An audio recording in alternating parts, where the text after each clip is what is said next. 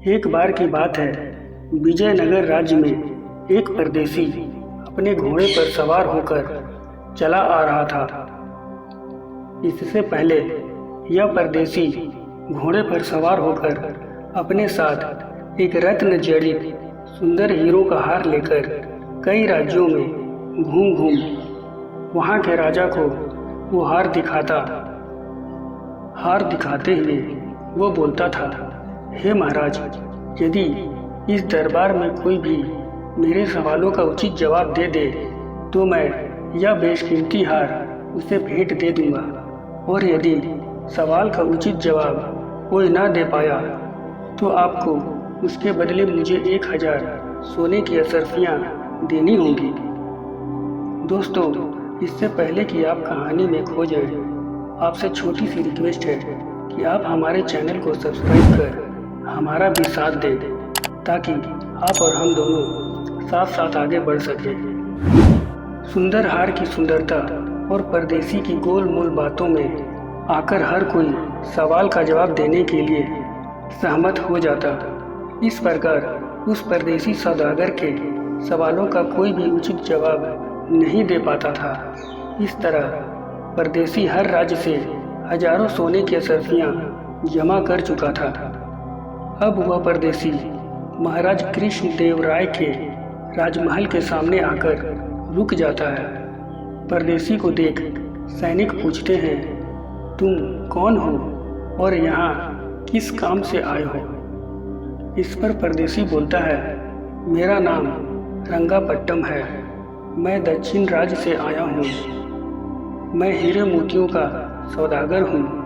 विशेष प्रकार के हीरे मोतियों से जड़ित तरह तरह के सुंदर और बेशकीमती हार बनाना और बेचना मेरा काम है। मैं यहाँ राजा कृष्णदेव राय से मिलने आया हूँ।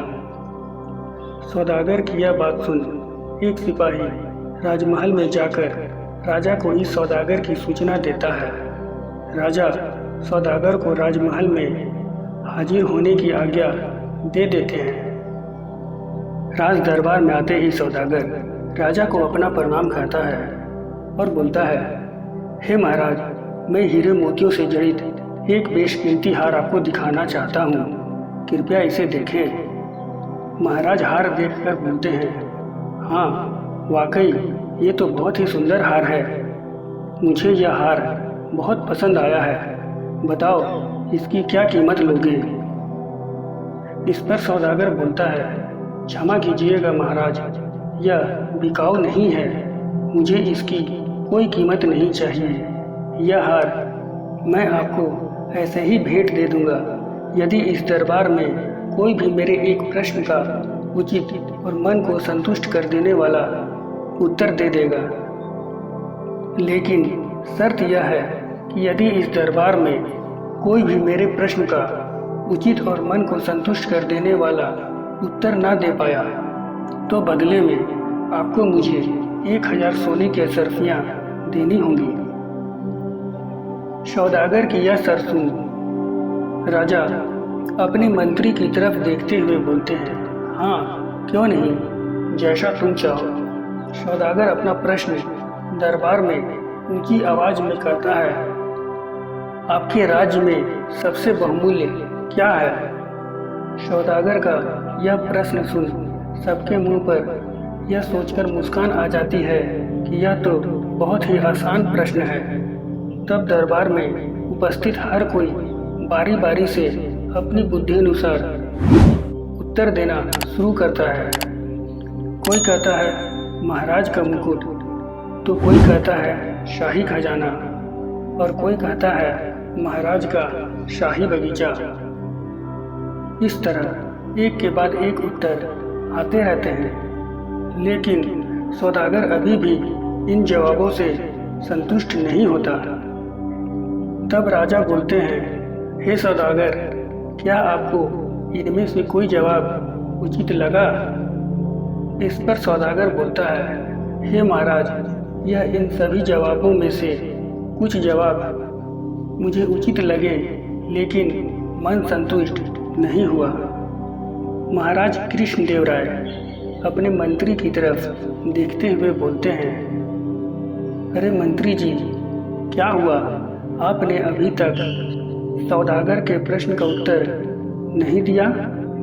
इस पर मंत्री जी बोलते हैं, हमारे राज्य में जनता सबसे अधिक जो चीज़ पसंद करती है वही सबसे बहुमूल्य है, और वो है आज़ादी। यह सुन सौदागर बोलता है, आप यह कैसे कह सकते हैं कि यह सबसे बहुमूल्य है? सिद्ध करके दिखाएं। तब मंत्री जी बोलते हैं, ठीक है, मुझे 5 दिन का वक्त दो, मैं तुम्हें यह बात सिद्ध कर दूंगा। तब तक के लिए आप हमें अपनी मेहमान नवाजी का मौका दीजिए। राजा उस सौदागर के रहने, सोने, खाने पीने और नहाने के लिए उचित प्रबंध करवा देते हैं। मंत्री जी सब कुछ अपने सेवा कर्मियों को समझा देते हैं कि इनकी खातिरदारी में कोई कमी ना बाकी रहे। बस इतना ध्यान रखना कि यह आदमी महल से बाहर ना जाने पाए। इस तरह सौदागर की रोज खातिरदारी की जाती है। रोज गाना बजाना, सुंदर संगीत, शाही भोजन सब कुछ दिया जाता है। तीसरे दिन सौदागर का मन इन सब चीज़ों से कुछ कुछ उबने लगा था। तब वह एक बड़ी सी खिड़की के पास जाते हैं और बाहर की तरफ झांकते हैं। बाहर शाम का सुंदर दृश्य और लोगों की मौज मस्ती को देख उनका मन भी बाहर जाने को करता, बगीचे में टहलने को करता। जैसे ही वो महल से बाहर जाने की कोशिश करते, उन्हें रोक दिया जाता। यह सब देख सौदागर बहुत परेशान होता है। बाकी के 2 दिनों तक महल में रहते रहते सौदागर की हालत पतली हो जाती है। रोज का वही संगीत, खाना पीना, इन सब से सौदागर तंग आ जाता है।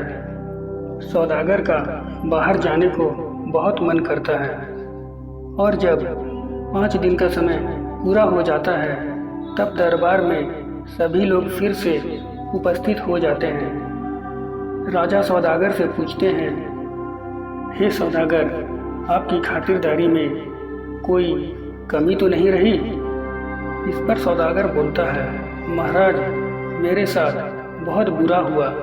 खातिरदारी तो अच्छी थी, लेकिन मुझे महल से बाहर जाने को बार बार रोका जा रहा था। तब महाराज अपने सेवकों को दरबार में बुलाने का आदेश देते हैं। इतने में वहाँ उपस्थित मंत्री जी बोलते हैं, नहीं महाराज, रहने दीजिए, इसकी कोई ज़रूरत नहीं। उन सेवकों को मैंने ही ऐसा करने के लिए कहा था ताकि मैं अपने दिए गए जवाब का मतलब सिद्ध कर पाऊँ। सो मैंने कर दिया कि आज़ादी के सामने हर सुख सुविधा की चीज़ें व्यर्थ है, यानी कि आज़ादी से ज़्यादा बहुमूल्य और कुछ भी नहीं।